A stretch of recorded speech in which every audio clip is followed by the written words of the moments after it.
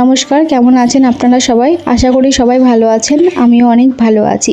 জীবনযুদ্ধর আরও একটি ব্লগে আপনাদের স্বাগত জানাই। শীতের প্রারম্ভে মনটাও উত্তরে হাওয়ার মতোই ফুরফুরে। মনের নৌকায় পাল তুলে বেরিয়ে পড়লাম আগ্রা বৃন্দাবন যাওয়ার উদ্দেশ্যে। বাড়ির ইষ্টদেবতা ও মাকে প্রণাম করে যাত্রা পথ শুরু করলাম। বাড়ি থেকে টোটো করে সোজা চলে গেছিলাম স্টেশনে।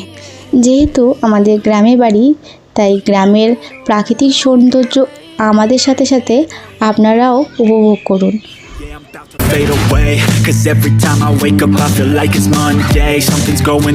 সেদিন কিন্তু বাইরে ঠান্ডাও কম ছিল না।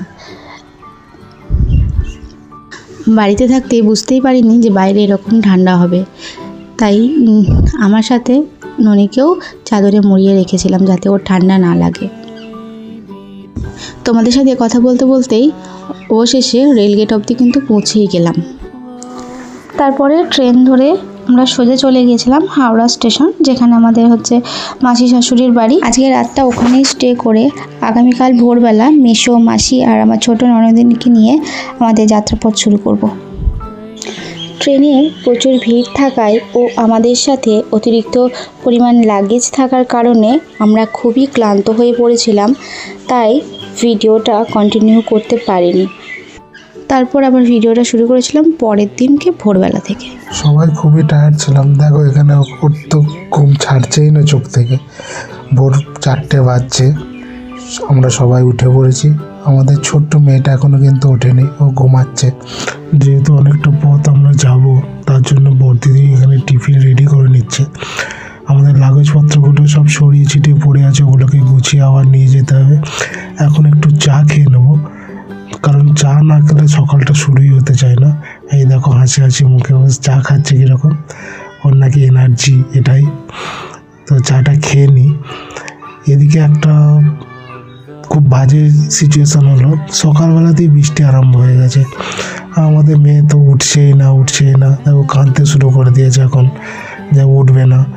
ওতে এত ভোরে ওঠা অভ্যাস নেই, তার জন্য। তো যা হোক করে ওকে তুলতে হবে, রেডি করতে হবে। দেখি এদিকে আমার গিন্নি রেডি হয়ে গেছে, এখন নিজেকে দেখাচ্ছে। এই যে সবাই মিলে রেডি হয়ে এখন বেরোলাম। এক কাদা লাগেজ, উফ বাপরে। চলো সবাই মিলে বেরিয়ে পড়ি। যেহেতু আমি লাগেজগুলো বয়ে নিয়ে যাব, ওদেরকে এগিয়ে দিলাম। মেয়েকে আর বউকে বললাম তোমরা চলে যাও, নিচে নেমে গিয়ে দাঁড়াও।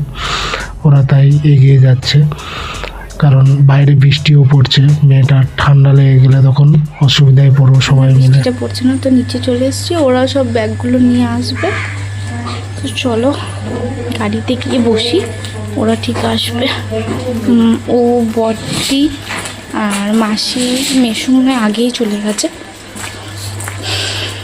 চলো আমি আর নিয়ে যাই, তারপর আমাদের সাথে আবারও কথা বলছি। রাস্তাটা তোমরা এবার দেখো, জল একদম এতটাই বৃষ্টি হয়েছে, এগুলো সব জল হয়ে গেছে। কালকে রাত থেকে সমানে বৃষ্টি পড়ছে।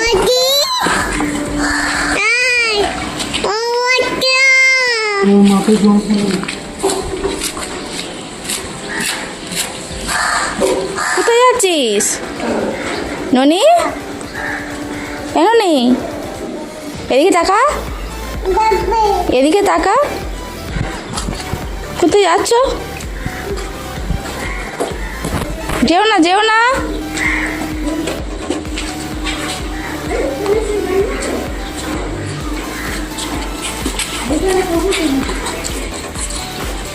নিচে মাসি আসছে, বড়দির পিছনে রয়েছে।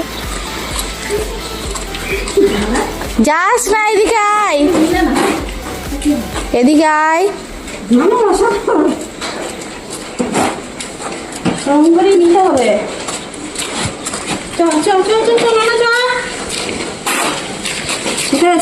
এই তো এখানে দাদা রাখো গাড়ি, ওই দিকে মেসে চলে গেছে।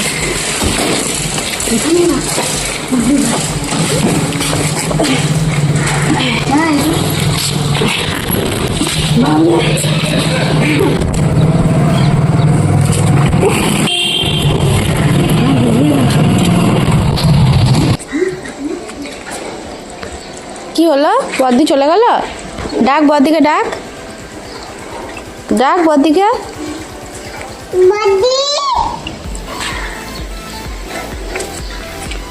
ডাক ডাক, মনে ডাক।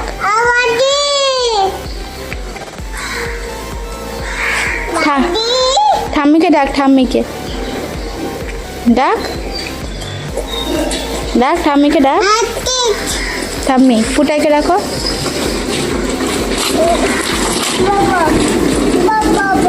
বাবা আসছে, ডাকো বাবাকে। আমাদের লাগেজটা এত পরিমাণ বেশি হয়ে গেছিলো, তো তার জন্য সবাই মিলে আমরা মাসিদের ফ্ল্যাট থেকে বয়ে বয়ে লাগেজগুলো মেন রাস্তায় নিয়ে এসেছিলাম, যেহেতু আমাদের গাড়ি আসবে এখানে। আমরা যাচ্ছিলাম 7 জন, কিন্তু লাগেজ এতটা পরিমাণ ছিল যে আমাদের একটা ছোট গাড়িতে জায়গা হতো না। তার জন্য আমরা বুক করেছিলাম একটা ট্রাভেলার, যাতে সাফিসিয়েন্ট জায়গাটা আমাদের হয়ে যায়। তো এই রাস্তাটা অতিরিক্ত ছোট থাকার কারণে এই রাস্তাতেও নাকি গাড়িটা ঢুকতে পারবে না। তার জন্য আমাদের এই লাগেজগুলোকে আবার বয়ে এগিয়ে নিয়ে যেতে হবে একটু সামনের দিকে। তো আমরা তারই প্রস্তুতি করছিলাম। এখানে মেসেজে বললো যে গাড়িটা মোড়ের মাথায় দাঁড়িয়ে আছে, তো সবাই মিলে চলো গাড়িটা নিয়ে ওখানে যাই। এখানে আমার বউ যাচ্ছে এগিয়ে, সবাই মিলে আমরা যাত্রা শুরু করলাম রাধে রাধে বলে। রাধে রাধে, জয় জয় বলো, রাধে রাধে বলো, বলো রাধে রাধে বলো।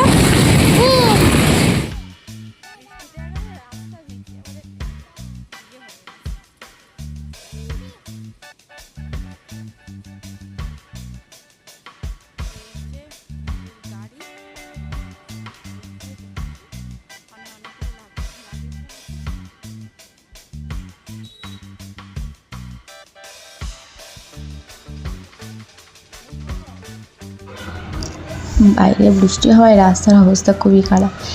এদিকে মাকে নমস্কার করে আমাদের যাত্রাপথ শুরু করলাম।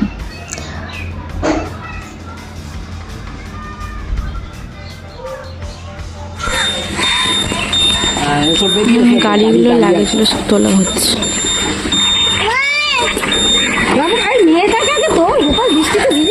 তুলে নিয়ে যা,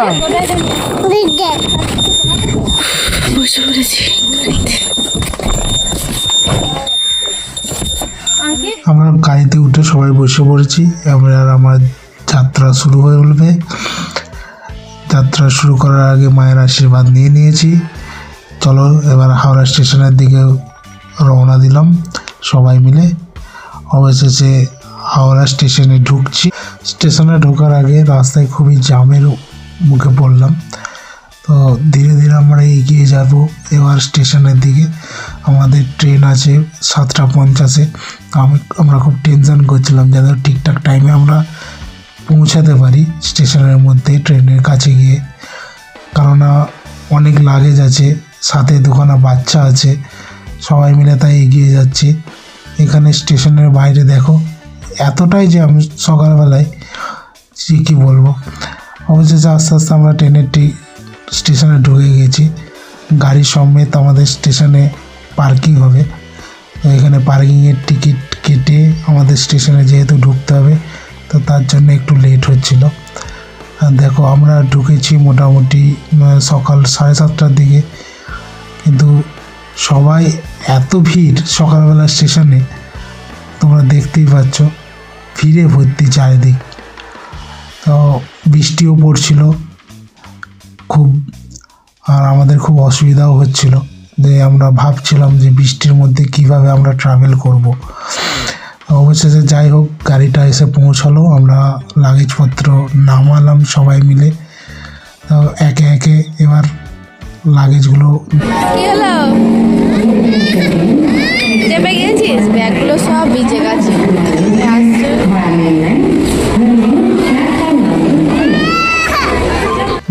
নম্বর প্ল্যাটফর্মে আমাদের ট্রেন দাঁড়িয়ে গেছে। আমি একটু মেয়েটাকে নিয়ে হাতে করে নিয়ে ঘোরাচ্ছি যাতে ওর মনটা একটু ভালো হয়। খুবই ঠান্ডা লাগছিল, ওর জন্যে একটু চা খেতে ইচ্ছা হলো। তার জন্য আমরা বাইরে গেলাম এবং হাওড়া ব্রিজ দেখতে দেখতে চায়ের উপভোগ করছিলাম চাটাকে। গরম চা, ঠান্ডা ওয়েদার, একটা আলাদাই আমেজ। ট্রেনের যেহেতু টাইম হয়ে যাচ্ছিলো, দেরি হয়ে যাচ্ছিলো, তাই চাটা খেয়েই আমরা আবার স্টেশনের ভেতরের দিকে রওনা দিলাম। রওনা দিতে দিতে ট্রেনে আমাদের খবর হয়ে গেছে, যেহেতু ওই জন্য তাড়াতাড়ি যাচ্ছি, যাতে ট্রেনে উঠতে হবে, তো অতগুলো লাগেজ তুলতে হবে। তো যেতে যেতে ট্রেনটা দাঁড়িয়ে আছে, তো ট্রেনের উপরে উঠবো আমরা, তারই প্রস্তুতি নিচ্ছি। সবাইকে বলছি যে চলো, ট্রেন দাঁড়িয়ে আছে, ট্রেনে খবর হয়ে গেছে, ট্রেনে উঠে পড়ি। তাই সবাই মিলে ট্রেনে উঠে পড়েছি। এখন আমাদের যাত্রা শুরু হলো। সবাই রাধে রাধে বলে আমাদের যাত্রা যখন শুরু হলো, আমাদের সিট ছিল 4টে লোয়ার, 2টো আপার, একটা মিডিল। আমরা বসে পড়েছি সবাই নিজের নিজের সিটে। আর একটা আপারে আমি ছিলাম, আর একটা আপারে শুধু মালপত্রগুলো তুলে দিয়েছিলাম, যাতে অসুবিধা না হয়, যেহেতু অনেক লাগেজ ছিল। এই দেখো কত লাগেজ আরও ছিল সিটের তলায়। এইটাই আমি ছিলাম, এই আপারের সিটটায়। এখানে বউ আর দিদি বসে আছে, ওরা 2টো লোয়ার। আর এখানে মাসিরা, মাসির মেয়ে, মেসো সবাই মিলে বসে আছে। সবাই মিলে যাত্রা শুরু করেছি আনন্দের সাথে, যেন আনন্দেই আমাদের কাটে সারাটা দিন। আমরা সেই আশাতে বুক বেঁধে চললাম। এখানে ননি খেলা করছে একটা দাদার সাথে, যারা আমাদেরই পাশের সিটে প্যাসেঞ্জার ছিল।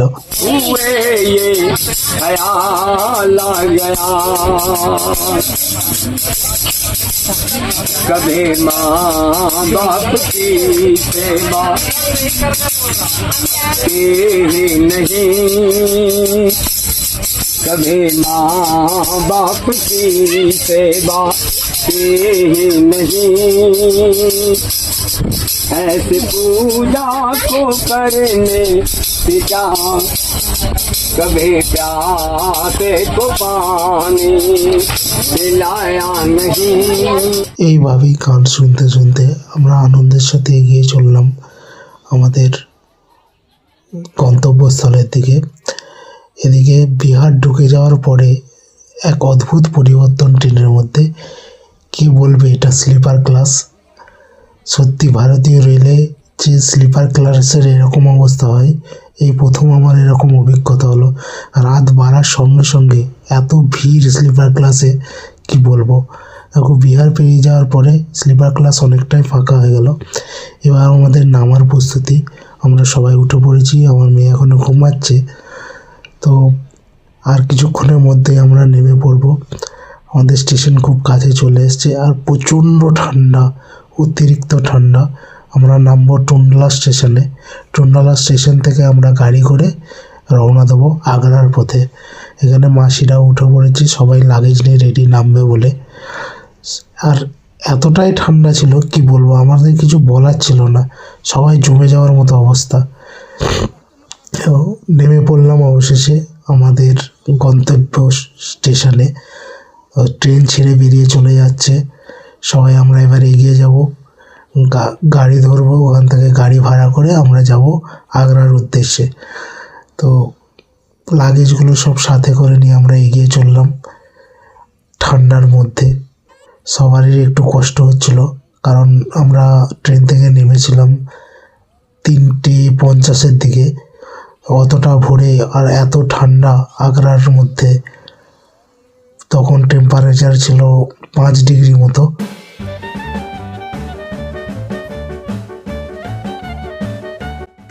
এখানে কিন্তু লিফটেরও ব্যবস্থা ছিল, কিন্তু লিফটেই মানে প্রচণ্ড ভিড় ছিল। ওই জন্য বর্দিকে বললো কি যে সিঁড়ি দিয়েই চল, লিফটের আগেই আমরা পৌঁছে যাব। ওই জন্য অতগুলো ব্যাগ নেওয়া সিঁড়ি দিয়ে যেতে হলো। শুরু হলো আমাদের যুদ্ধ। এই এত বড় বড় লাগেজগুলোকে নিয়ে সিঁড়ি দিয়ে উপরে তুলতে হবে। সবাই আমরা একে একে সিঁড়ি দিয়ে উপরে তুলছি লাগেজগুলোকে। দেখো সবার নাজেহাল অবস্থা। আর এখানে সিঁড়ি থেকে উপরে তোলার পরে সবাই বসে পড়েছে, সবাই হাঁপিয়ে উঠেছে। বর্দি আবার সোয়েটার খুলে দিয়েছি গরম করছে বলে। সবাই একদম হাঁপিয়ে অস্থির কাণ্ড। বলছে আর যেতে পারছি না, একটুখানি রেস্ট নিয়ে তারপর যাব। আমার মেয়ে তো খুব দুষ্টুমি করছে, ভোরবেলায় শুধু শীত শীত শীত করে যাচ্ছে। আর এই মাদুর দেখেছে, মাদুর দেখে তো ও খুব খুশি, বলছে মাদুর মাদুর মাদুর এসছে। এত সকালে তো কোনোদিন মাদুর দেখেনি ভোরবেলায়।